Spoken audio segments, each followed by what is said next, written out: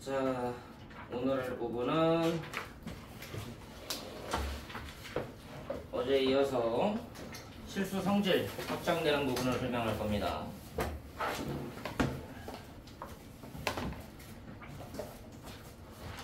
부등식 증명.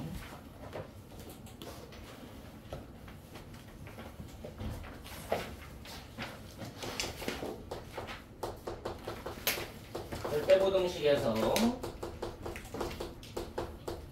실수 성질이 이용되는 절대부등식. 자, 우리가 실수 성질하고 맞물리는 성질이 뭐냐면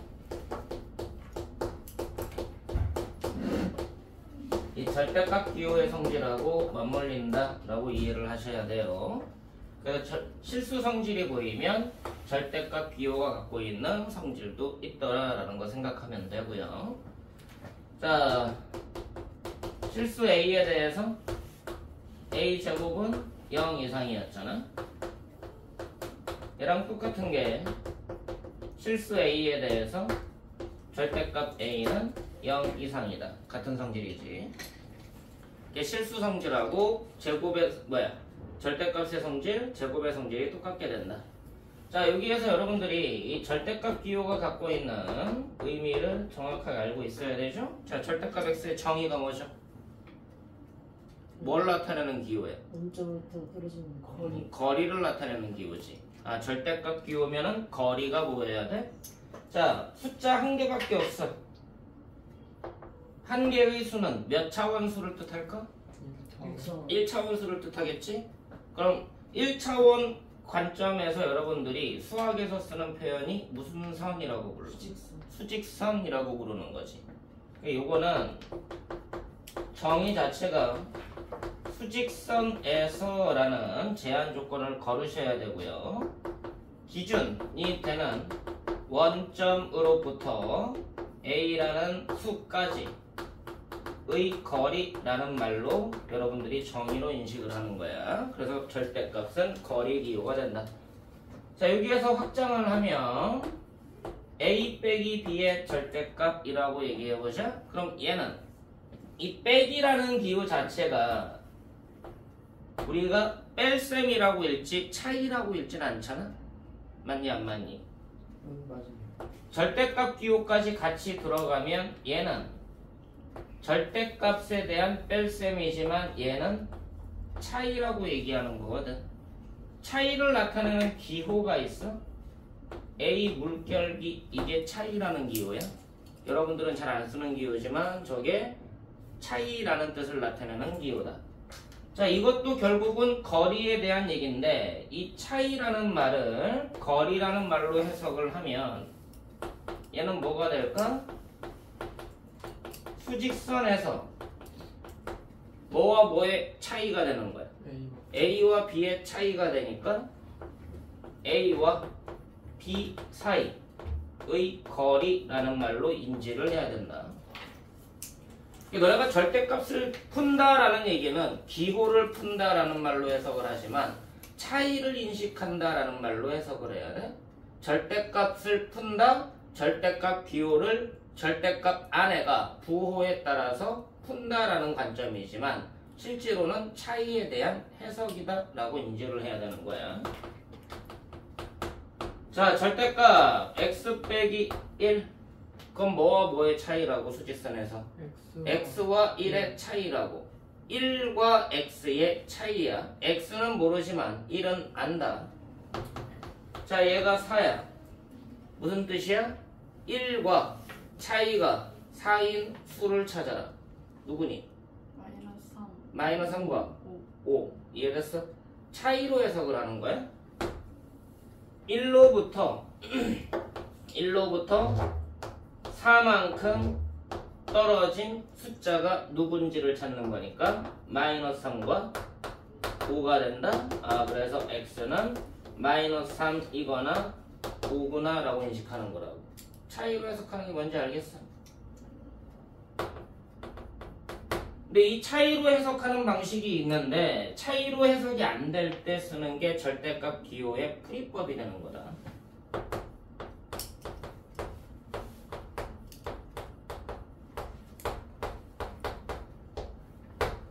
자, 우리가 찾을 x는 1에서의 차이, 1에서의 거리와 3에서의 거리에 뭐가 되는 거야?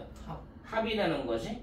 두 점으로부터 떨어진 거리의 합이 4보다 작은 걸 골라낼 거야. 1과 3으로부터 떨어진 거리 합이 4보다 작은 x들.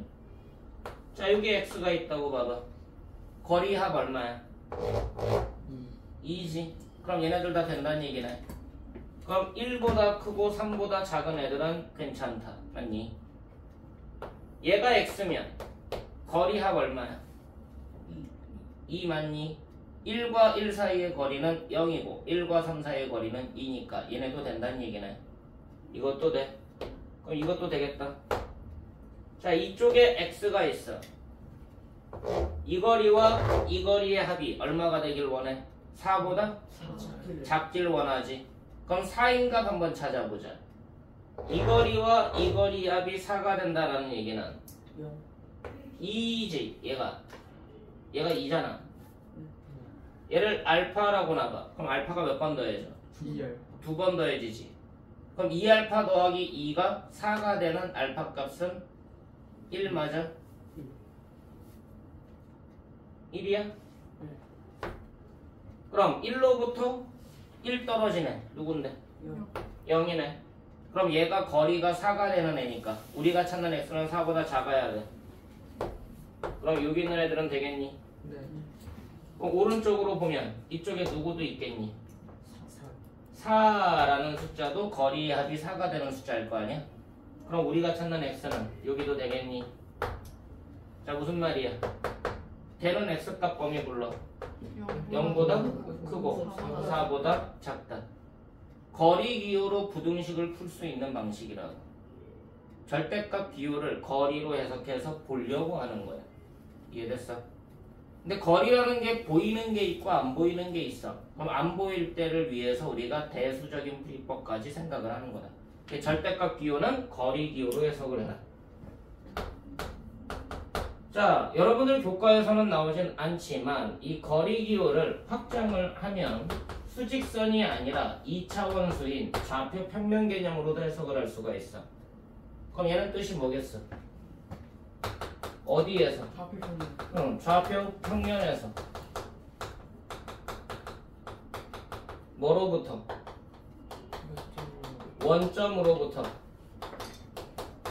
어디까지? A, B까지 뭘 뜻한다고? 거리를 말한다고. 얘는 지금 1차원수라며. 1차원수에 대한 표현이야? 좌표 평면 개념이다 라는 얘기는 뭐에 대한 표현이야? 2차원수에 대한 표현이야? 그래서 이 숫자도 기준이 되는 원점으로부터 이 숫자까지의 거리가 된다라는 말로 이해를 하는 거야. 자, A, B라는 얘기는 A하고 B가 더 이상 계산이 불가능한 거지. 하나로 합쳐질 수가 없는 숫자인 거지. 맞아 안 맞아? 이 개념을 여러분들이 뭐라고 인식하면 되냐면 이렇게 인식하시면 돼요. A하고 B 더 이상 계산해 안 해? 안 하잖아. 얘 이 상태로 그냥 끝내잖아.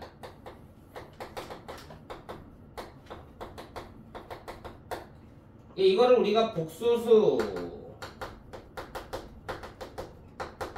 표현이라고 얘기하듯이 이 복소수의 표현 방식을 뭐를 이용해서 표현이 가능하다? 좌표를 이용해서 표현이 가능하다. 그래서 이 A라는 부분을 우리가 실수를 다루는 축 해서 실수축이라고 얘기하고요. 이 B라는 부분은 허수를 다루는 축 해서 허수축이라는 개념으로 불러. 복소수를 a 더하기 bi 형태로 썼지만 결국은 실수부와 허수부로 분리가 되는 표현이기 때문에 얘를 실수축과 허수축을 가진 좌표 개념으로 보자. 실수축과 허수축을 가진 좌표 평면 개념으로 보면 얘는 복소수를 나타낼 수 있는 평면 맞아 안 맞아? 복소수를 나타낼 수 있는 평면 해서 이걸 뭐라고 부르느냐? 그냥 좌표 평면이 아니라 복소 평면이라는 표현을 쓰게 됩니다.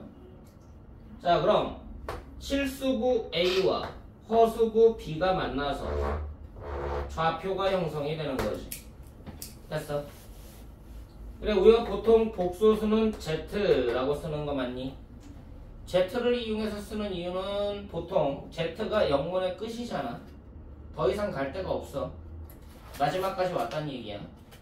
더 이상 갈 데가 없기 때문에 Z를 쓰는 거야. 제일 마지막 문자. 너네 고대 그리스 문자를 보면 알파부터 시작하는 거 알죠? 알파, 베타, 감마, 델타 쭉 해서 얘가 A, B, C, D 역할을 하는데 얘의 가장 마지막 문자가 하나가 더 있어. 근데 이거는 뭔지 몰라. 이걸 보고 소실됐다라고 얘기해. 있기는 한데 뭔지 몰라. 그래, 소실된 문자야. 근데 지금까지 알려진 기록된 문자로는 가장 마지막 문자가 이거라고 불러. 이 오메가라고 읽는 거야. 얘까지 간 순간 갈 때까지 간 거야. 그럼 더 이상 갈 데가 없는 거야. 이해됐어? 갈 데가 없으면 다시 어떨 수밖에 없어? 돌아갈 수밖에 없어. 이게 오메가라는 문자가 쓰이면 다시 되돌리는 과정인 회귀라는 원리가 적용된다라고 이해를 해야 돼. 오메가 방정식이라는 게 보이면 다시 되돌아가야 되는구나.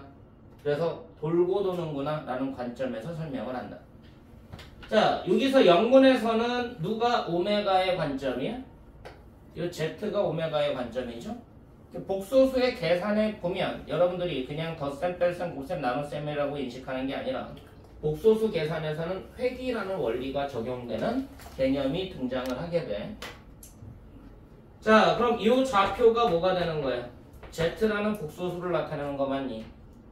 그럼 얘를 A 더하기 BI라고 쓰기도 하지만 A, B라고 쓰기도 하겠다. 됐니? 자, 이 좌표를 표현하는 방식 중에 하나가 뭐가 있느냐? 너네 어떤 점이 평면을 돌아다니고 있어. 어떤 점이 평면을 돌아다니고 있어. 그럼 얘의 위치 표현을 뭐 가지고 하는 게 좋겠니? 라고 물어볼 때 기준이 되는 축에서 수선의 발을 내려서 기준축까지의 수선의 발을 내려서 이 두 점을 보려고 하는 표현이 지금 이 표현 맞아 안 맞아? 이 점은 얘를 보려는 게 아니라 이 점의 위치를 얘를 보려는 게 아니라 수선의 발의 모임인 A와 B를 이용해서 얘를 바라보려고 하는 거야. 맞니? 결국 얘에 대한 해석은 얘네 둘에 대한 해석으로 바뀌는 거지. 자, 이걸 보고 직각을 이용했다. 직각을 이용했다 라는 표현을 쓰기도 하고요. 요 점을 기준축에 빛을 쏴서 맺힌 그림자라는 표현으로 해서 뭐라고도 얘기하느냐? 수선의 발 개념을 수학에서는 정사형이라는 개념으로 얘기를 한다. 이게 언제 나오냐면 고3 기하 시간에 나와. 정사형이라는 개념이 공간 또는 평면 개념에서 등장을 한다. 수직으로 내려 비친 빛에 대한 그림자다 라고 이해를 해야 돼. 그거를 중학교 때는 그냥 수선의 팔이라는 약식 표현으로 쓰는 것 뿐이야. 좀 더 고급진 어휘가 뭐라고? 정사형이라는 개념이라고. 이해됐어? 자, 결국은 뭐냐? 이 직각을 이용해서 좌표를 표현한 방식이다 해서 이 A, B라는 표현은 수직을 이용한 직각이 만나는 직교하는 개념. 직각과 직교는 다르지. 직각과 직교는 달라. 한 꼭지점을 기준으로 두 변이 만났을 때 직각이다라고 얘기하고요. 두 직선이 수직으로 만날 때 직교한다라고 얘기해. 단어 자체가 다른 표현이야. 요 점은 A를 지나는 X축의 수직인 직선과 B를 지나는 Y축의 수직인 두 직선이 직교해서 만나는 점이다 라는 표현이라고. 그럼 얘는 뭘 이용한 표현인 거예요? 직교를 이용한 표현이죠. 그래서 직교 좌표계 라는 표현을 써. 여기까지 했니? 자, 근데 너네가 뭐 영화 같은 데 보면은 뭐 비행기나 아니면 뭐 누군가를 추적할 때 레이더 원리라는 게 있죠. 레이더 같은 거. 그러면은 내가 있는 점을 기준으로 해서 하얀 선이 빙글빙글 돌면서 띡띡띡 하는 거 본 적 있어 없어? 있어요. 그러다가 여기에 어떤 누군가의 위치가 잡히면 여기에서 얘가 갈 때 이 선과 만나면 여기서 반짝하고서 나오지. 맞아 안 맞아? 얘가 이쪽으로 이동했어. 그럼 또 얘가 돌면서 얘를 맞추고서 또 반짝하고서 표시가 나오지. 맞아 안 맞아? 그럼 이 표현 방식은 직교를 이용한 거니? 얘의 위치 표현이 직교가 이용된 거야? 아니지 않아? 요 선을 기준으로 이용된 거 아니야? 이 선에서 이 점의 위치 표현을 뭐 가지고 한 거야? 원점으로부터 떨어진 거리. 맞아 안 맞아? 기준이 되는 축에서의 각. 맞아 안 맞아? 이 거리를 R이라고 놓고 기준축으로부터 떨어진 각을 세타라고 놓으면 R과 세타가 고정되어 있는 점의 좌표는 유일한 거 맞니 안 맞니? 그래서 얘를 이렇게 쓰지도 않고 R, 세타라고 쓰기도 합니다. 저 점의 위치 표현을 거리와 각을 이용해서 표현을 한다고. 거리와 각을 이용해서 표현한다. 여기까지 됐어? 이 표현 방식을 뭐라고 부르느냐?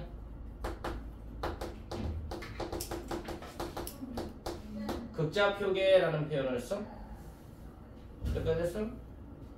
자, 이거는 너네가 배우는 이론이 아니라서 이건 교과 외과정이야. 이 설명을 왜 하는지 봐. 거리라는 말 때문에 절대값 때문에 지금 여러분들한테 이 설명을 해주는 건데요. 수학을 바라보는 관점이 달라져야 돼서 그래. 다시 보자. Z가 A 더하기 Bi인데 얘를 A, B라고 나타낼 수가 있고 얘를 R, 세타라고도 나타낼 수가 있다고 했지. 이 표현은 직교좌표를 이용한 표현이고 얘는 극좌표를 이용한 표현이다 라고 이해를 해야 돼. 극좌표를 이용한 표현, 직교좌표를 이용한 표현.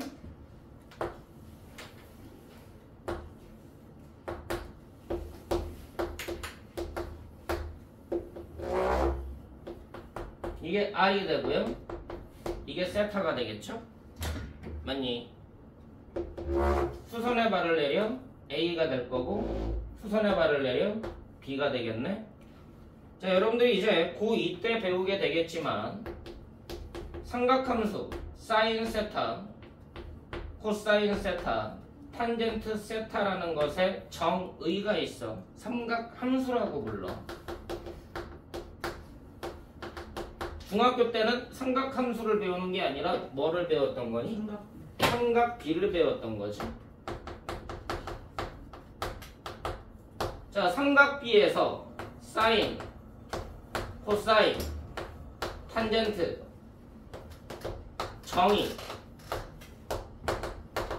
뭐라고 알고 있어? 사인의 정의 뭐라고 알고 있냐? B형과 높이의 B의? 아니, 그 B. 일단 앞에 전제가 있어야 돼. 직각삼각형. 직각삼각형에서라는 전제가 들어가. 삼각비의 정의는 전제 조건이 직각삼각형에서 이 세타가 기준각이라고 얘기합니다. 기준각이 주어지면 너네 직각삼각형에서 얘를 뭐라고 부르는지 알지? 여긴 뭐라고 부르니? 빗변. 얘는 빗변이라고 고정이 돼 있어. 얘는 뭐라고 불러? 빗변. 아닙니다. 높이. 그럼 얘는 뭐라고 불러? 높이. 직각을 얘네 둘에 대한 명칭이 그때그때 달라. 뭐에 따라 달라? 기준각에 따라 달라. 얘가 기준각이면 높이의 정의는 뭐가 되는 거니? 기준각의 대변이 높이야. 기준각과 마주보는 변, 그걸 높이라고 정의한다. 그럼 밑변은 누가 되는 거야? 빗변과 높이를 제외한 남은 한 변이 밑변인 거야. 그럼 얘가 기준각이면 얘가 높이고 얘가 밑변이겠지. 얘를 B라고 봤을 때 얘를 기준각으로 설정하면 기준각의 대변, 얘가 높이가 되고 남은 한 변, 얘가 밑변이 되는 거야. 이해됐어? 기준각에 따라 높이와 밑변이 정의되는 거야. 알겠어? 사인 세타라는 건 직각삼각형에서 삼각 B의 정의는 빗변에 대한 높이의 B, 얘가 사인 세타야. 이해되니? 빗변에 대한 높이의 B라고 외워야 돼. 코사인 세타는 빗변에 대한 밑변의 B라고 외우는 거고요.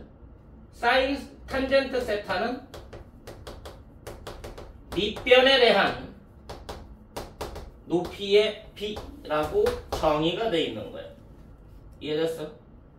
그래서 기준각이 설정되고 빗변과 높이와 밑변을 알 때 사인 세타와 코사인 세타와 탄젠트 세타를 정의하게 되어 있다. 자, 이게 고2로 올라오시면 수1에서 삼각함수라는 말로 변형이 돼. 삼각함수의 정의는 삼각 B의 정의와 달라. 알겠니? 삼각함수의 정의, 사인 세타, 코사인 세타, 탄젠트 세타를 정의를 할 건데 얘를 정의하기 위해서는 아까처럼 전제가 생겨. 삼각 B의 정의는 무슨 삼각형에서? 직각삼각형에서 정의가 되는 거고, 삼각함수의 정의는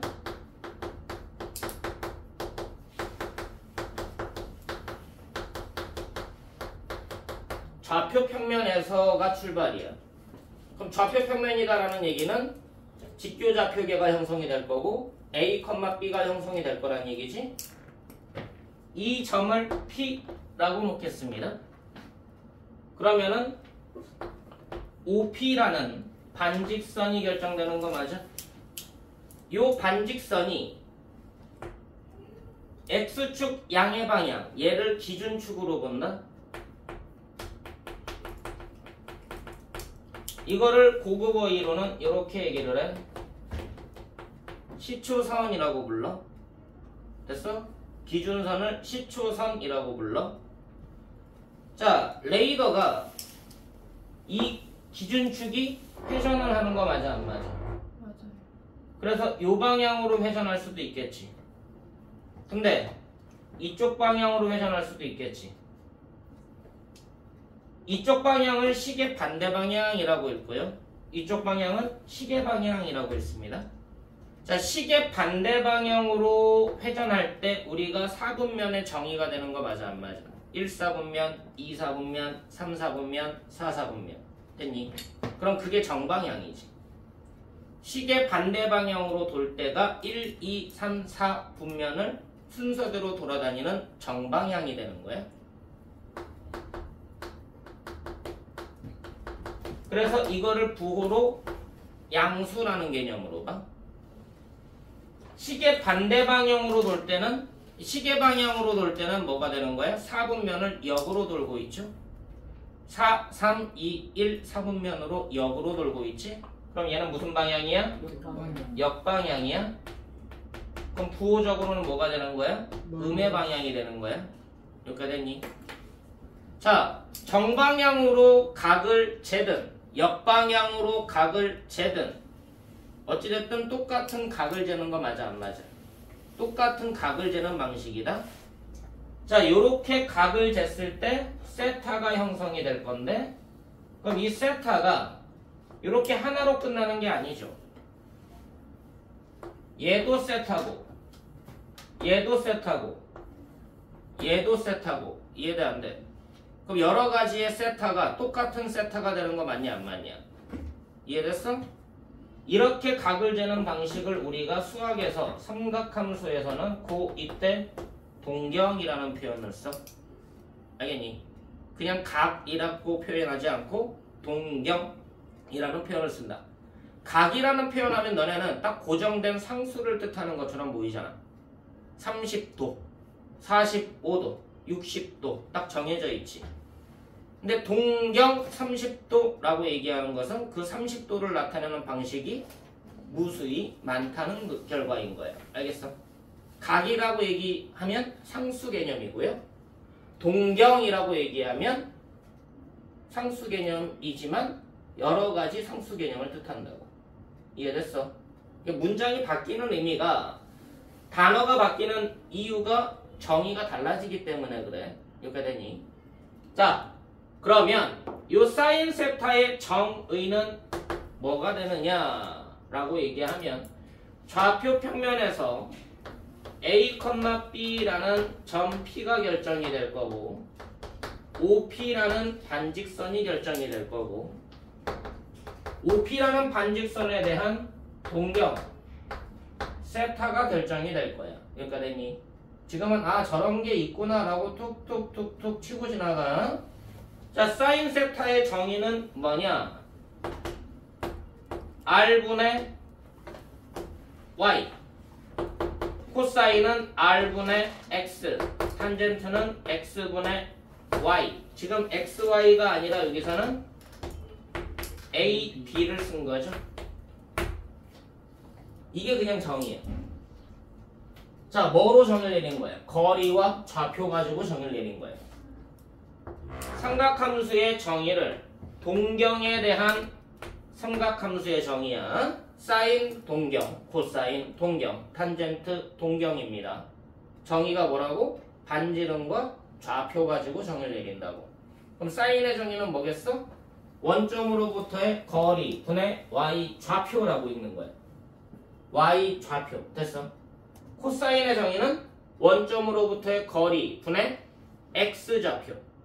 됐냐? 원점으로부터 거리에 대한 y좌표의 비율, x좌표의 비율. 탄젠트의 정의는 뭐야? x좌표에 대한 y좌표의 비율. 됐어? 좌표와 거리로 정의를 내리게 돼 있다. 자, 다시 해봐. y좌표는 거리 곱하기 사인 세타 맞냐? 정리하면 x좌표는 거리 곱하기 코사인 세타 맞냐? 맞냐? 자, 이게 뭐로 바뀌었어? 뭐 콤마 뭐로? R 코사인 세타 콤마 R 사인 세타로 바뀌었지. 맞아 안 맞아? 바꿔 써봐. R 코사인 세타 더하기 R 사인 세타 I. 자, 사인 세타 삼각함수의 각 뒤에는 문자를 함부로 적지 않게 돼 있어. 왜? 이 I가 각에 포함되어 있는지 사인 세타에 포함되어 있는지 모르는 거잖아. 이렇게 쓸 거면 여기다 괄호 쳐야 돼. 됐니? 보기 불편하죠? 그럼 괄호 안 치려면 이 I를 어디다 쓰면 돼? R 뒤에나 쓰거나 앞에다 쓰면 되겠지. 그럼 괄호 안 쳐도 되겠지. 맞아 안 맞아? 여기가 되니? 자, 이거는 이게 보여야지.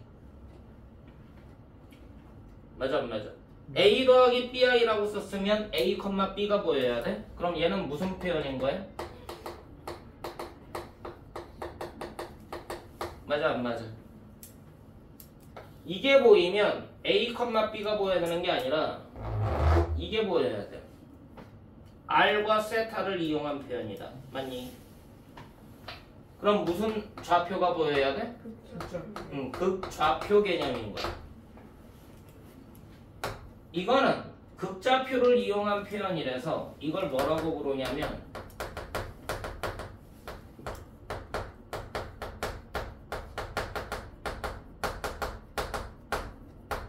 복소수를 극좌표를 이용해서 표현했다라는 문장을 줄임말로써 이렇게 불러. 복소수의 극형식이다 라고 불러. 자, 무슨 말이에요? 복소수가 담고 있는 의미를 직교좌표적 의미로만 보는 게 아니라 거리와 각을 봐야 된다라는 뜻을 담고 있는 거 맞아 안 맞아? 여기까지니? 아까 얘가 Z였죠? 맞니? A, B 원점으로부터 거리, 정의가 뭐였어? 거리를 나타내는 정의가 뭔데? 기호. 기호. 물결. 절대값. 절대값. 한개 숫자니까. 절대값 기호. 그럼 얘는 원점으로부터 Z까지의 거리 맞아 안 맞아? 그럼 얘는 절대값 Z라고 쓰면 되겠다. 맞니? 그럼 절대값 Z는 절대값 A, B 맞니? 그럼 절대값 A, B는 루트 A제곱 더하기 B제곱이 되겠지. 이게 R이 되는 거야. 여기까지 됐어? 다시 봐. 뭐 묶어낼 수 있어? R 묶어낼 수 있니?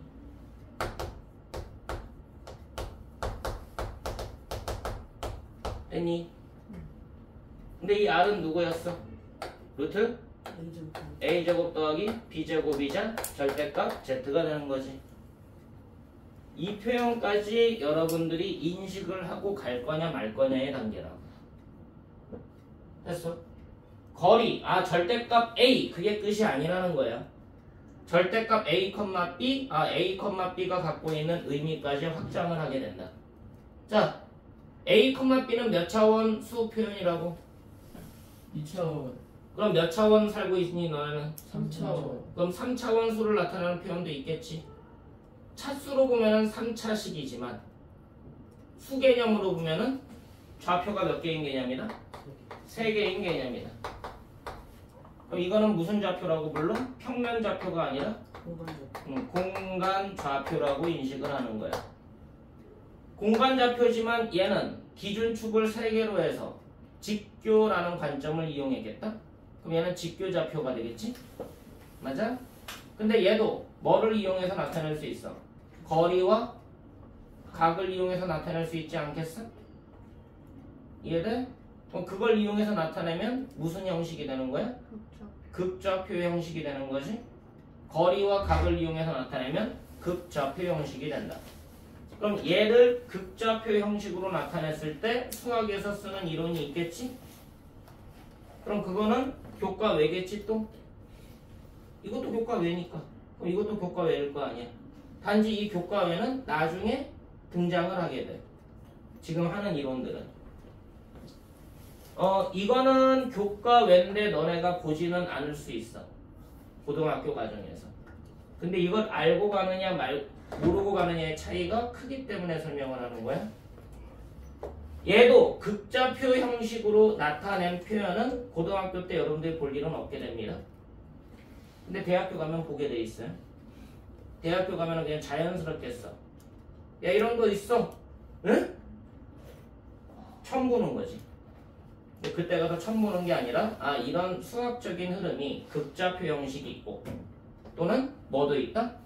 좌표를 바라보는 관점을 두 가지 관점으로 보겠다는 얘기야. 직교좌표로 보는 관점이 있고 거리와 각을 이용해서 보는 방식이 있다고 얘기하는 거라고. 지금 하고 있는 부분은 여러분들의 사고력, 또는 생각하는 방식에 대해서 확장시키려고 하는 거니까.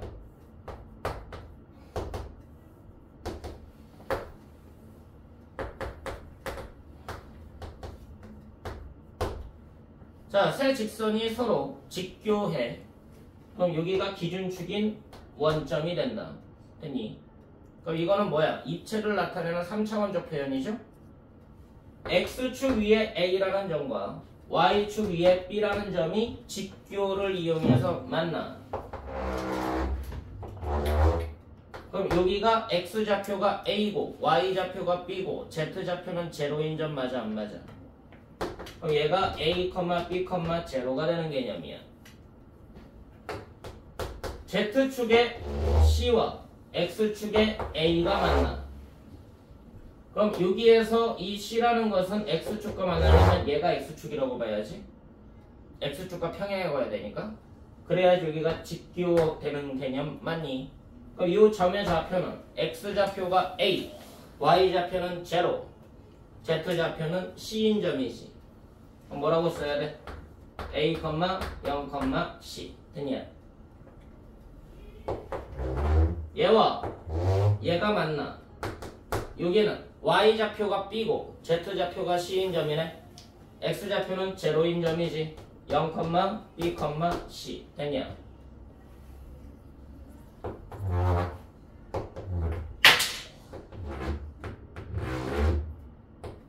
요 점이 뜻하는 게 뭘까? A, B, C가 되겠지. 이게 좌표 평면에서 직교 좌표를 이용한 점의 위치 표현인 거야. 여기까지 됐니? 자, 극좌표 이용해보자. 요 점까지의 거리, 누구로부터? 원점으로부터. 됐니? 거리가 결정이 되겠지. 각은 이 점을 바라보는 얘는 요 각만 결정되면 끝나는 거 맞아 안 맞아? 얘만 결정되면 각이 결정이 되잖아. 근데 실질적으로는 기준축이 X축만 있는 게 아니라 얘도 기준축이 되는 거야. 기준축이 두 개인 거야. 맞니 안 맞니? 기준축으로부터 이루는 각 알파, 또 다른 기준축으로부터 이루는 각 얘를 베타 하면 알파 베타가 결정되면 이 직선이 이루는 각이 결정되는 거 맞아 안 맞아? 세타 하나만으로 표현이 되지만 알파 베타 두 개로도 표현할 수가 있다. 여기까지 됐어. 봐, 기준축이 몇 개? 세 개. 첫 번째 기준축으로부터 이루는 각 알파 됐니? 두 번째 기준축으로부터 이루는 각 베타, 세 번째 기준축으로부터 이루는 각 감마 됐냐? 그럼 알파, 베타, 감마가 결정된 직선은 이 직선 하나겠다. 이해됐어? 알파, 베타, 감마 세 개가 동시에 결정돼야 돼. 그래야지 저 선이 결정되는 거야. 요 선이 결정되는 거다. 알겠니? 왜? 이게 입체적으로 움직이기 때문에 두 개 가지고 저 선의 위치를 추적이 불가능해. 그래서 저 선의 위치 추적은 각이 몇 개가 필요하다? 세 개가 필요하다. 이게 GPS 원리야. 너네들의 위치를 추적하는 위성이 몇 개가 필요하다는 얘기야? 3개 이상 필요하다는 얘기야. 최소 3개는 있어야 너네들의 위치가 정확하게 추적이 된다는 얘기야. 이해됐어? 자, 그럼 요 A라는 애를 알파를 이용해서 표현할 수가 있는데요. 방식은 저거랑 비슷합니다. 얘가 R 코사인 알파라고 표현할 수가 있어. 방식은 쟤랑 비슷하니까 그냥 참고 삼아서 해. 이 베타 B라는 애를 표현하는 방식이 있는데요. B를 이용한 각은 베타이기 때문에 얘는 거리에다가 코사인 베타라고 쓰게 돼 있어. 이 C는 뭐라고 쓰면 될까? R 코사인 감마라고 쓰면 되겠지. 그럼 A, B, C 얘를 뭐라고 바꿔 쓸 수가 있겠니? R 코사인 알파 R 코사인 베타 R 코사인 감마라고 쓸 수가 있겠네? 맞아 안 맞아? 여기에서 이 숫자가 A고 이 숫자가 B고 이 숫자가 C 개념이야? 맞니? A, B, C는 계산이 돼 안 돼? 안 되지. 얘 따로 얘 따로 얘 따로 봐야 되지. A하고 B 더 이상 계산이 안 되니까 A 더하기 BI 꼴로 나타내도 관계가 없던 거지. 더 이상 계산이 안 되는 식. 맞아 안 맞아? A 따로 B 따로 보자. 그럼 얘는 요 R이라는 숫자는 앞으로 묶어내도 되는 거 맞냐? 그럼 얘는 결과적으로 뭐랑 같은 개념인 거야? 코사인 알파, 코사인 베타, 코사인 감마랑 방향이 같은 거 맞아 안 맞아? 거리만 다르고 방향이 같은 점들. 이 점과 방향은 같고 거리만 다른 점들. 무슨 말이야? 이 직선 위에 있는 모든 점들에 대한 대표값 맞아 안 맞아? 이해됐어? 그럼 이 앞에 뭔가가 곱해져 있느냐에 따라서 저 점의 위치가 결정이 되겠지. 이걸 뭐라고 부르느냐? OP 직선 위에 있는 모든 점들을 결정하는 값들이다 라고 얘기를 해. 됐어? 코사인 값들이다 라고 얘기를 해. 이거를 얘를 P라고 얘기하면 반직선 OP에 대한 무슨 말이야? OP 위에 있는 모든 점들에 대한 됐니? 방향을 결정짓는 코사인 값들이다 해서 방향 코사인이라는 표현을 쓴다고. 자, 여러분들이 지금 고1 관점에서 내가 지금 설명을 하고 있는 거야. 그지? 근데 잘 몰라도 알아들을만 하지. 어떤 걸 말하려는지 알겠지. 어렵니? 어렵네? 많이 어렵네? 재밌지 않네? 요 개념 자체가 여러분들한테는 어려운 개념처럼 보이지만 듣기에 그렇게 부담 없는 거잖아. 어차피 문제로 안 나와. 문제로 안 나온다니까? 단지 뭐야? 생각하는 방식을 어디까지 끌고 갈 거냐, 너네가 어디까지 봐야 되느냐라는 걸 설명해보고 있는 거야. 듣는 자 그렇게 뭐 저렇게도 표현하는구나. 특이하네, 신기하네. 맞아 안 맞아? 근데 이거를 여러분들이 안 쓸 거냐? 쓰게 된다는 거야. 근데 이 개념이 좌표 개념에서 확장된 개념이다라는 걸 보고 가는 사람이랑 좌표 개념이 그냥 직교좌표로 끝나는구나 라고 알고 있는 사람이랑은 다르겠지. 좌표를 바라보는 관점이 직교를 이용한 관점이 있고 거리와 각을 이용한 관점이 있다라는 걸 알고 가는 사람이랑, 그럼 수학의 세계가, 내가 알고 있는 세계가 이게 딱딱하게 굳어있는 게 아니라 이 경계가 말랑말랑해지는 거야. 아, 내가 모르는 것들이 더 많네? 내가 아는 게 다가 아니네? 무슨 말이야? 사고에 갇히지 않는다는 얘기지. 내가 공부를 열심히 해서 100점 나왔네? 100점 나왔으니까 나는 만점이야. 완벽히 알아. 무슨 말이야? 오만인 거죠. 오만이라고. 내가 100점 받았다고 해서 완벽한 거야? 그건 아닌 거지. 내가 모르는 게 있을 수 있어.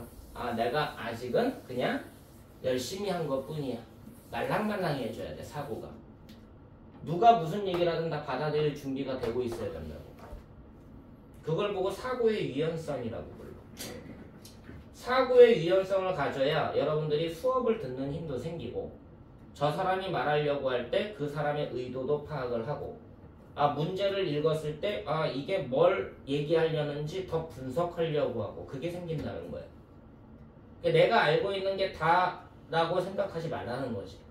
알겠어? 근데 이런 방식을 통해서 너네들이, 내가 이 설명을 왜 하냐면 절대값이라는 개념을 너무 단편적으로 보고 있다는 거야, 너네가. 절대값이라는 기호가 갖고 있는 정의는 거리적인 기호가 맞기는 한데 그 거리라는 관점을 너네들은 뭐야?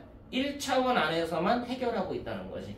절대값 A x 부호가 절대값 안에가 0 이상이면 그냥 풀리고 절대값 안에가 음수면 마이너스 달고 풀리고 푼다는 관점, 대수적인 관점에서 해석을 하고 있다거나 거리라고 알고 있는데 수직선에서 원점으로부터 거리 하고서 1차원에서만 머물고 있다는 거예요. 왜? 그렇게만 배워왔으니까. 그 외에 뭐가 있는지 모르니까 안 들어봤으니까 사고가 갇혀있는 거라고. 수학은 절대적으로 사고를 갇히게 만드는 학문이 아니야. 너네한테 더 이거 말고 더 있지 않을까? 이게 달까? 이게 끝일까? 라는 질문을 계속하게 만드는 게 수학인 건데 너네들은 뭐야? 답 나오면 끝이다라고 생각하니까 사고가 계속 갇히게 된다고. 그러려고 수학하는 게 아니라는 거야. 사고를 갇히게 만들려는 게 수학이 아니라 그거 말고도 더 있지 않겠어? 라고 질문을 던지고 있는 거야 너네한테. 얘는 이게 끝인데 이게 과연 끝일까? 라는 질문을 던지고 있는데 너네들은 아 이게 끝났네? 하고서 안심하고 있다는 거지. 무슨 말인지 알겠어? 자 봐.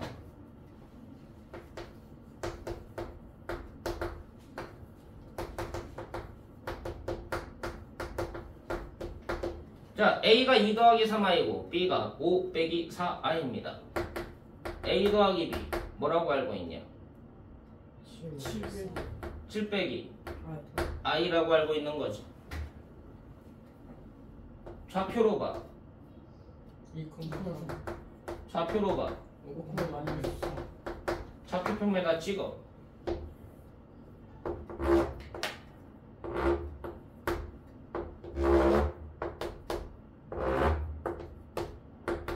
얘가 A고 얘가 B 맞냐? 얘가 A고 얘가 B 맞냐? 찍어봐.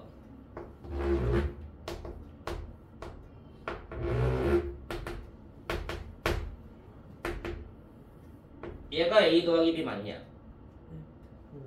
얘가 뭘 뜻하는 걸까?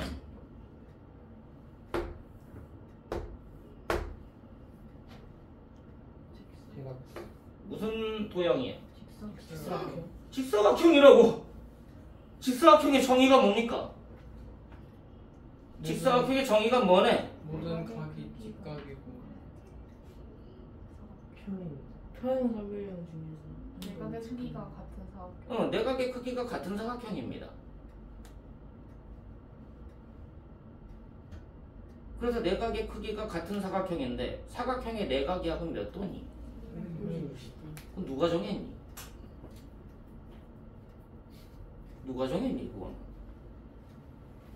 삼각형 내각이 합은 몇 도니? 180도. 왜? 누가 그러디? 삼각형의 내각이 합은 왜 180도인데?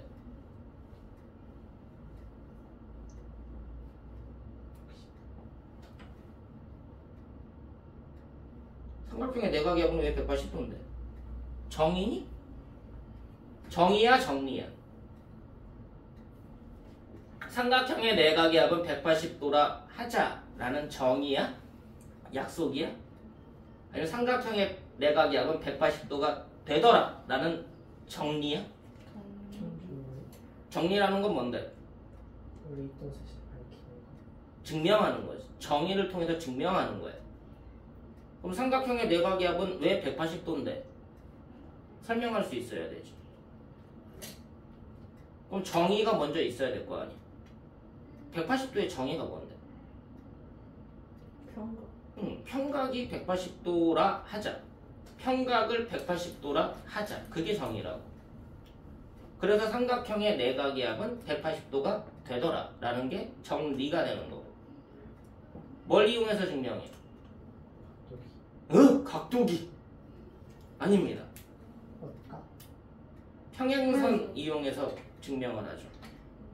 억각의 성질을 이용해서. 너네들은 수학을 너네 증명 없이 그냥 가니? 그냥 받아들이는 거야 다? 그렇대. 감사합니다. 끝나는 거야? 얘랑 평행하고 A를 지나는 직선을 그어. 그럼 얘는 유니크하니?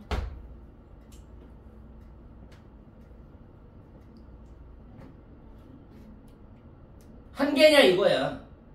A를 지나고 BC에 평행한 직선은 단 한 개다.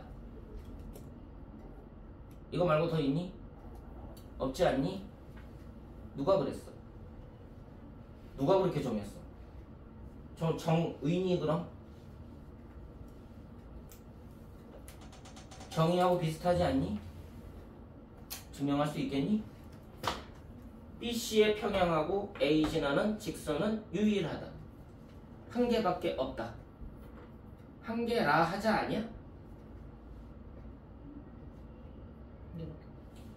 한 개라 하자 아니야?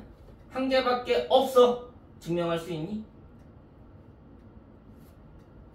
정의냐 정리냐는 질문이야. 기준직선에 평행하고 기준직선 위에 있지 않은 한 점 지나는 직선은 유일하게 존재한다. 평면에서. 약속일까? 증명 가능한 걸까? 증명 가능하다고요? 아, 이건 약속이에요. 약속 이전의 약속이에요. 정의 이전의 약속. 정의조차 안 되는 약속. 그걸 보고 이제 이렇게 불러. 공리라는 표현을 씁니다. definition이 아니라 엑시엄이라고 얘기해요. 이걸 보고 평행선 공리라고 얘기해. 자, 정의 이전의 약속이야. 됐어? 그럼 이거를 바꿀 수도 있겠다? 이거를 공준이라는 표현도 하거든? 공통된 약속. 뭔가를 하기 위해서 정의를 내리기 위해서 공통의 약속이 있는 거야. 이거 안에서 정의를 내리자는 질문인 거야. 알겠어? 이거를 변경을 해. 무슨 말이야? 기준직선과 평행한데 기준직선 위에 있지 않은 한 점을 지나고 기준직선에 평행한 직선이 한 개가 아닐 수 있다. 여러 개가 존재하고 무수히 많을 수 있다. 무수히 많다라고 얘기하는 공준도 있어. 그럼 기존에 알고 있던 공준과 달라진 거지. 맞아 안 맞아? 그럼 정의가 바뀌겠지. 그 공준 안에서 정의를 탄생시키는 거라고. 이거는 정의 이전 단계야. 알겠냐? 근데 너네가 배우는 공준은 뭐다? 기준직선에 평행하고 평면에서 기준직선 위에 있지 않은 한 점을 지나는 평행한 직선은 단 한 개라 하자. 알겠어? 그런 다음에 정의를 내려. 자, 이렇게 되기 때문에 뭐가 결정이 돼? 억각이 결정이 되지. 얘와 얘가 억각이 되고 얘와 얘가 억각이 되잖아. 맞냐? 그럼 요 세 개 합이 뭐인 거야? 아, 이거 그렇게 말하면 안 되네. 평각인 거지. 평각인 거지. 이게 평각의 정의는 몇 도였기 때문에 180도였기 때문에 삼각형 내각의 합은 평각과 같아서 180도였던 거야. 되니? 자, 공준을 바꿔. 이 점을 지나면서 얘의 평행한 직선이 무수히 많다며. 그럼 얘 말고도 평행한 직선이 또 있다는 얘기잖아. 직선처럼 안 보이지? 직선처럼 안 보이지? 너네 살고 있는 지구 표면이 직선이야? 선분이야? 곡선이야? 곡선 아니야? 너네가 땅에서 봤을 땐 직선처럼 보이지 않아? 자, 수평선을 바라봤어. 바다를 가서 그 일출을 보려고 바다를 망망대해를 보고 있습니다. 수평선이라고 부르지. 수평곡선 아니야? 선은 두 종류잖아. 직선과 곡선으로 구성되어 있잖아. 맞지 않아? 그럼 수평선은 수평직선일까? 수평곡선일까? 곡선. 수평 곡선인 걸 알면서 너네들은 그거를 뭐로 보고 있어? 직선. 그치? 선분 개념, 직선 개념으로 보고 있지. 너네가 알고 있는 선분이, 직선이 진짜 직선이냐고. 그럼 이게 곡선처럼 보이니? 직선일 수 있지 않아? 직선일 수 있지 않아? 직선이라고 할 수 있지 않아? 직선의 개념을 바꾸면 되잖아. 선의 개념을 바꾸면 이게 직선 개념이 될 수도 있잖아. 아까 뭐라고 했어? 한 직선에 평행하고 그 직선 위에 있지 않은 점을 지나는 직선은 무수히 많다라고 아까 공준을 바꿨잖아. 그럼 이거 말고도 평행한 직선들이 무수히 많을 거 아니냐? 맞아 안 맞아? 맞아요. 근데 평행선이라는 것은 얘랑 만나야 돼 안 만나야 돼? 만나면 안 돼요. 만나면 안 되지. 그럼 어떤 직선 중에는 가이드라인이 있을 거란 얘기야. 평행선 중에 어떤 직선이 가이드라인이 돼서 얘보다 내려오면 만나는 결과가 생긴다는 얘기지. 맞아 안 맞아? 얘보다 안 내려오면 안 만나는 거지. 얘보다 내려오면 만나게 된다는 거야. 얘보다 안 내려오면 안 만나겠지. 그럼 얘가 뭐가 되는 거야? 평행선에 결정되는 기준이 되겠지. 맞아 안 맞아? 이거를 한계 평행선이라고 불러. 평행선이 무수히 많을 때 생기는 한계 평행선. 그렇게 얘기한다고 수학에서는. 너네가 갖고 있는 사고가 그게 끝이 아니라는 거 보여주려고 하고 있는 거야. 지금 하고 있는 수학이 그게 다야 라고 생각하지 말란 얘기하고 있는 거라고. 이 복소수와 이 복소수의 덧셈은 평행 사변형을 그었을 때 제4의 꼭지점을 나타내는 복소수로 바뀐다라는 설명인 거라고. 여기까지 이해됐어? 다시 봐.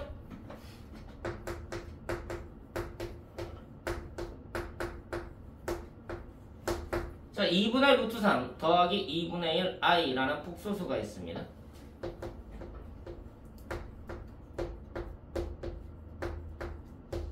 마이너스 2분의 루트 2 더하기 2분의 루트 2 i라는 복소수가 있습니다.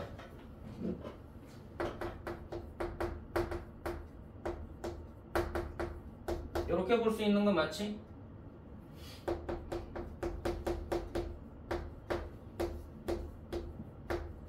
이렇게 볼 수 있는 거 맞지? 곱해봐.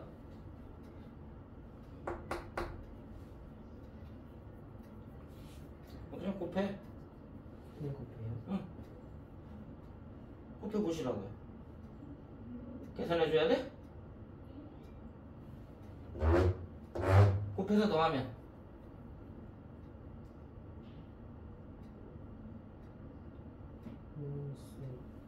마이너스 4분의 루트 6 더하기 빼기.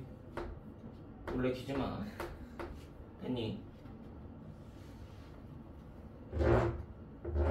곱해서 더하면 4분 루트 6 응? 마이너스. 왜들 그래? 왜 곱하기가 어렵니? 됐니?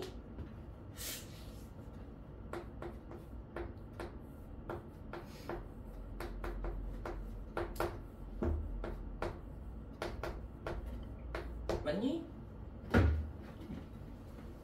자, 하나 물어보자.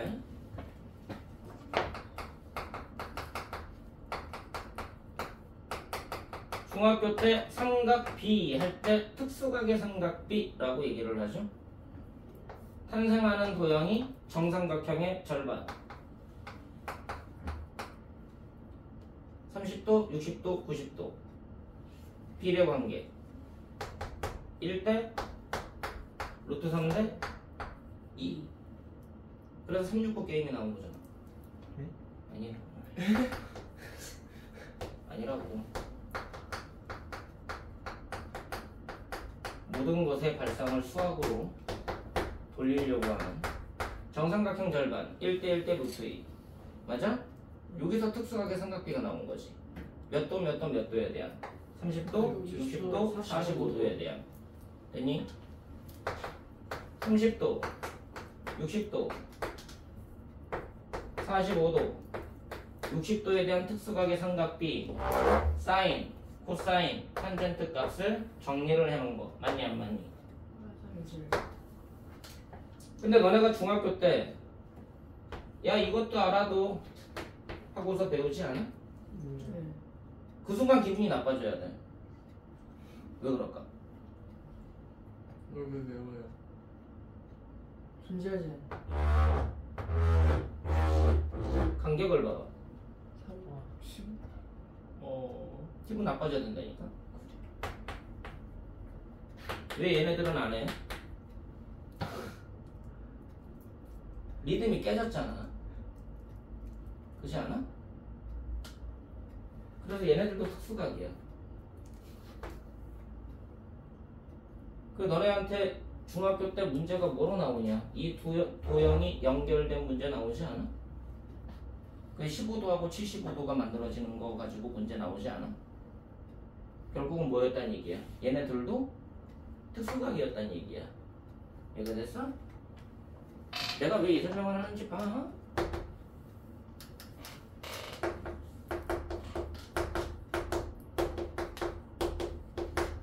표현해봐. R 얼마야?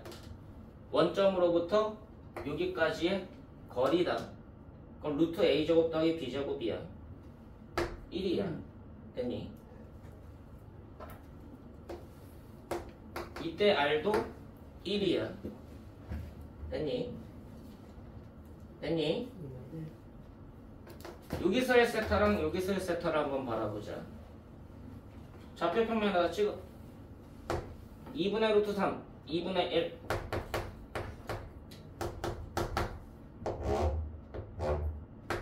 맞아? 루트 3 대 1이네? 1대 루트 3이네? 몇 도야? 38. 됐냐? 그럼 이 각은 30도 개념이야. 얘 각으로 보자. 마이너스 2분의 루트 2 컴마 2분의 루트 2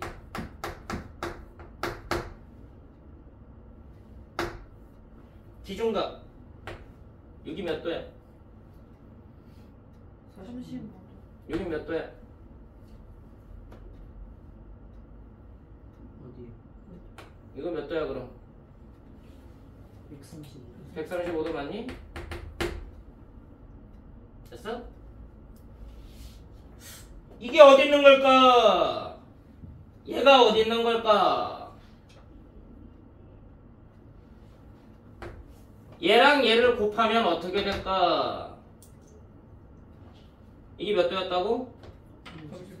이게 몇 도였다고? 135도. 이 길이 얼마라고? 1. 이 길이 얼마라고? 1. 자 얘랑 얘 제곱해서 더해봐. 거리 구할 거야. 1 나와. 계산 결과가 1 나온다고. 아까 얘를 이걸 이용해서 표현하면 얘가 이렇게 바뀌었던 거 기억나니?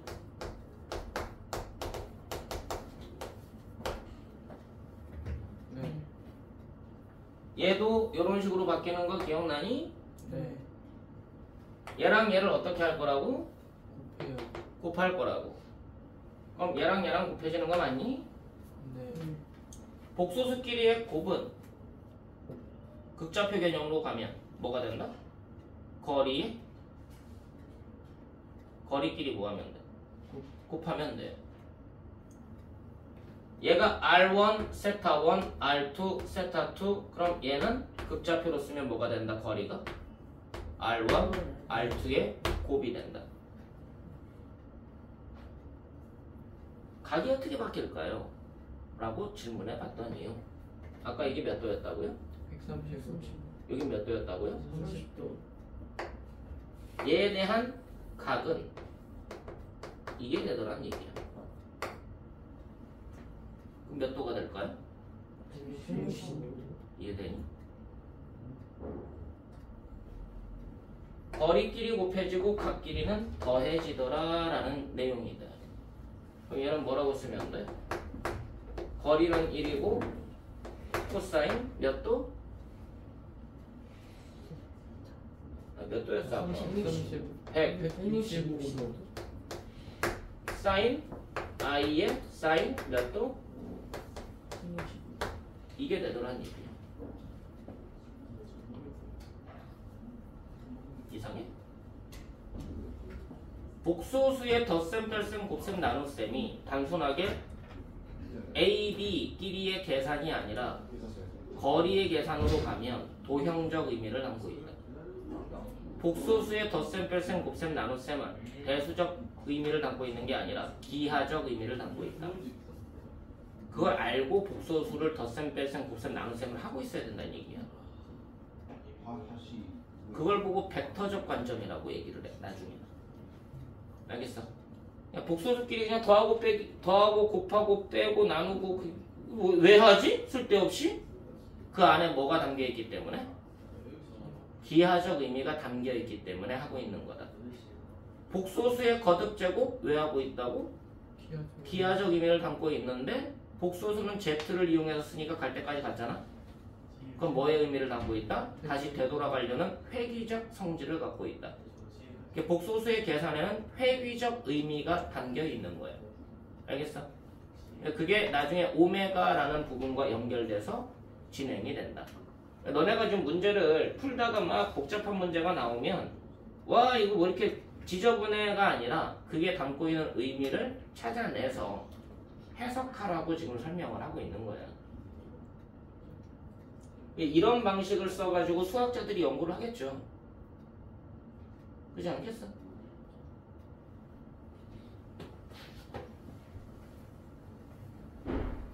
수학자 될 거니? 아니요. 그지? 그런 거 하지 마. 먹고 살기 힘들어.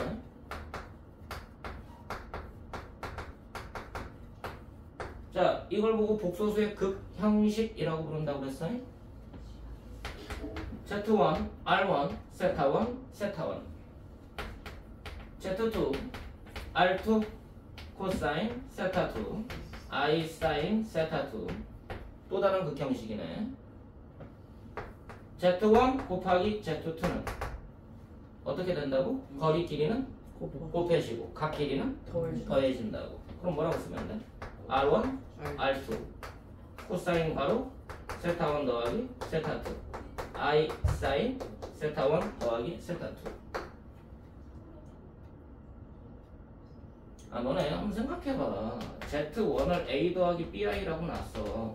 Z2를 C 더하기 DI라고 놨어. Z1, Z2는 AC 빼기 BD에 AD 더하기 BC의 I야. 자 이게 일반화된 것처럼 보여? 이게 일반화된 것처럼 보여? 이게 더 일반화스럽지 않아? 이게 더 일반화된 공식처럼 보이지 않냐 이거야. Z1 제곱은 누굴까? Z1끼리 곱한 거잖아. 뭐 되니? R1의 제곱 코사인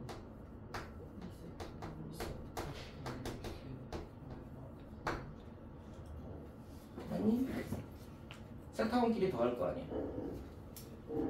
Zn승은 누굴까? 거리는 n제곱 되고 거리는 각은 n배 되고 맞아? 잠깐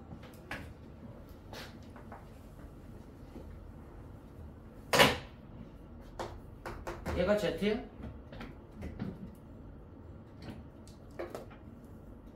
얘가 Z야? 됐어? 여기까지 됐어? 거리 누구야?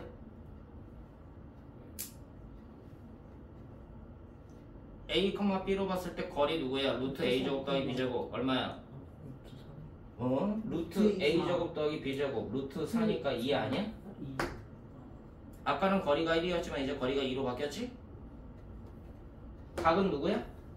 변해 안 변해? 그럼 뭐 콤마 뭐? 뭐 콤마 뭐 생각나? 30도 생각나야 되는 거지? 됐어?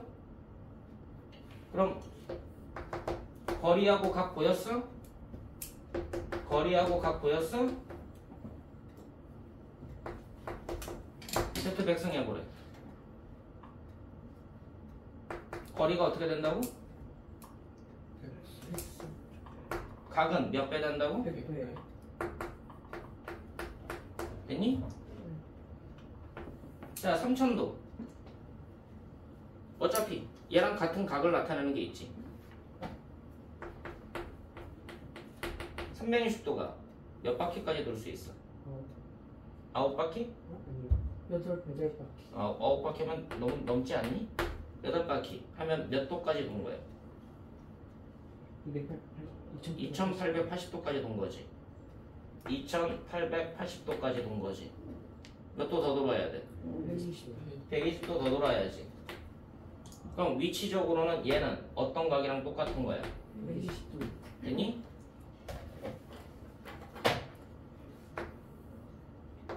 (120도) 생각해봐. 120도 돌아. 몇 도 더 돌아? 30. 여기까지 됐어? 그럼 여기 위에 좌표가 있는 거지. 그럼 여기 몇 도니? 그럼 x좌표와 y좌표의 비례 관계가 몇 도가 돼? 얼마가 돼? 얘가 몇 대면? 몇 대면? 1대 루트 3 맞아? 그럼 얘가 1의 비율이고 얘가 루트 3의 비율 맞니? 이 기준 거리를 1로 봐. 이걸 단위라고 표현을 해. 알겠니? 단위적 표현이다라고 표현을 해. 그럼 얘는 2분의 1 되고 얘는 2분의 루트 3 되는 거 맞니? 음수고 양수니까 마이너스 맞아? 자, 이거를 뭐로 표현하면? 직교좌표를 이용해서 표현하면 뭐 컴마 뭐다? 마이너스 2분의 1 컴마 2분의 루트 3이다. 됐니? 됐니? 거리는 누구다? 2의 백승이다. 다시 A 더하기 BI로 표현해. 2의 백승에 마이너스 2분의 1 더하기 2분의 루트 3 I가 된다. 됐니? 전개해. 마이너스 2에 99승 더하기 2에 99승 루트 3 I. 이게 답인 거야.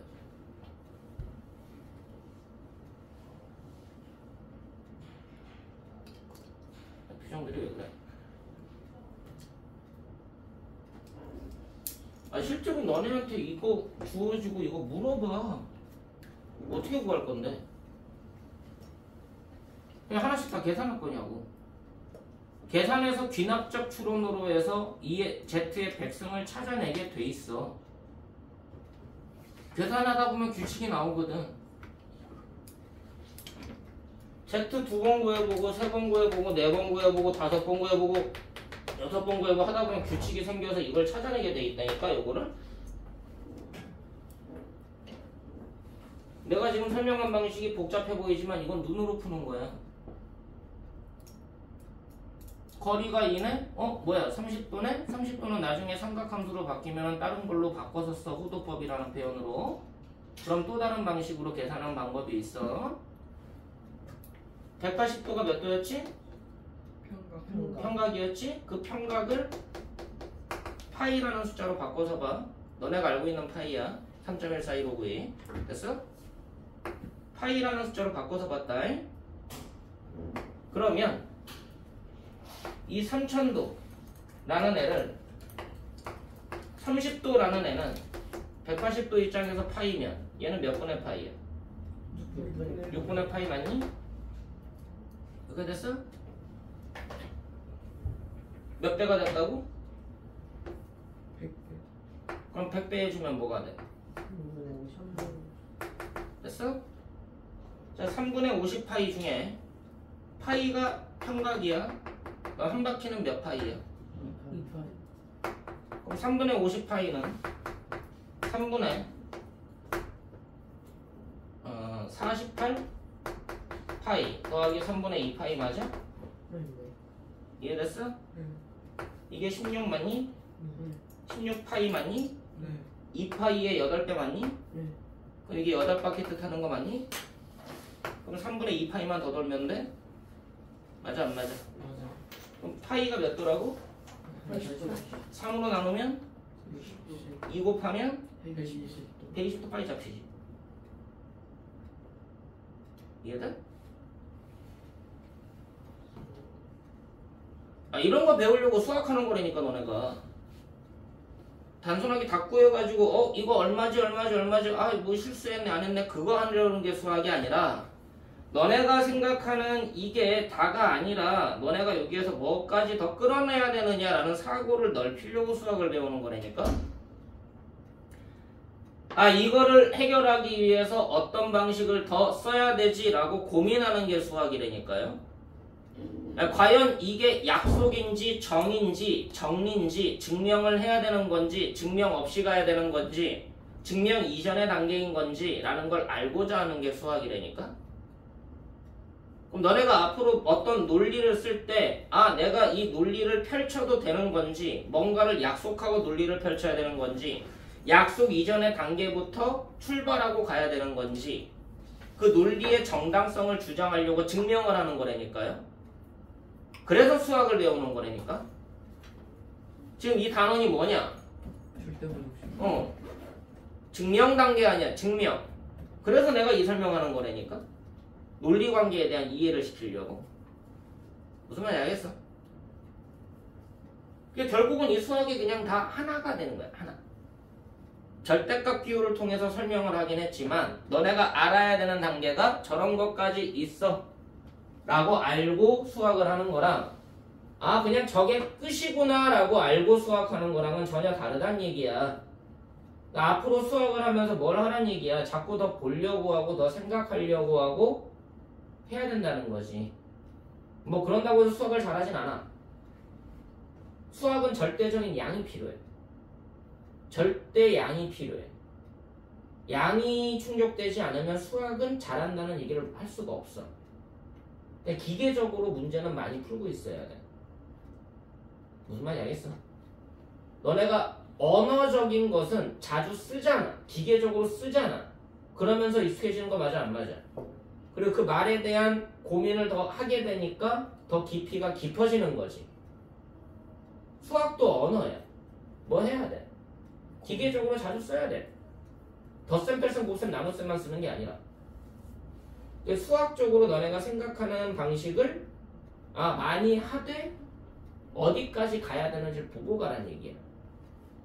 그래야지 너네가 앞으로 수학하는 데 있어서 이게 끝이 아니구나. 저 얘기가 담고 있는 의미가 이게 끝이 아니구나. 그런 것들을 통해서 다른 학문으로도 확장을 할 수가 있다는 얘기야. 방식을, 생각하는 방식을. 모든 학문은 다 똑같은 거야. 단지 내가 신경 써서 했느냐 안 했느냐 그 차이밖에 없어. 암기성이 강하느냐 아니냐의 차이성밖에 없어. 맞아 안 맞아? 모든 길은 하나로 통한다는 얘기가 거기서 나오는 거예요. 국어를 잘하는데 수학을 못한다 이상한 거야. 수학을 잘하는데 국어를 못한다 그것도 이상한 거야. 국어를 잘하는데 영어를 못한다 이상한 거야. 영어를 잘하는데 국어는 못해 이상한 거야. 왜? 다 언어니까.